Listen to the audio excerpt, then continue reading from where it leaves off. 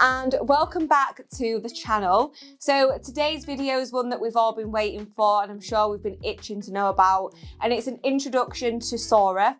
Before we go into that, we are going to do a little bit of what do we already know and what do we already have in place. So let's just do a quick recap before we go into the purpose and the scope of Sora and what it might mean for you guys.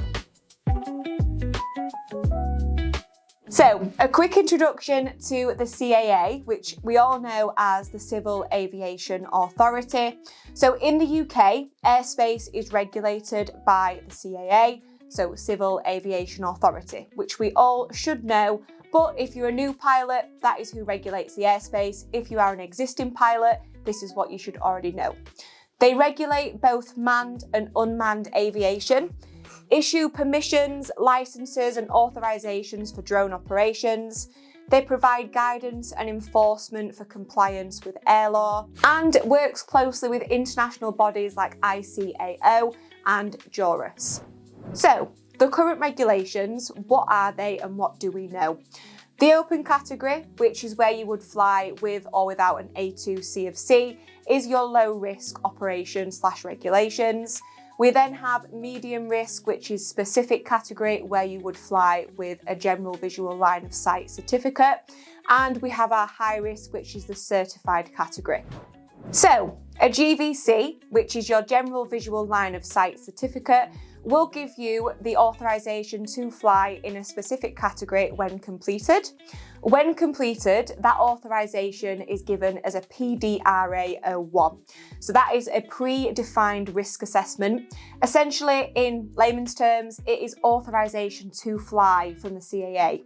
You should not be flying within the specific category without this, and it is the final stage of going through the GVC qualification, which you may have with us here at Coptrz. So, what is an OSC? An OSC is an operating safety case for anything outside of those standard limitations. For example, your PDRA 01, your operational authorization that you already have. Anything outside of those standard permissions is what we would interpret as an OSC, which is an operating safety case. It is a custom case. So for operations that fall outside of PDRA 01, examples of this could reach from BVLOS, which is beyond visual line of sight, anything heavier than 25 kilograms, and reduced separational distances.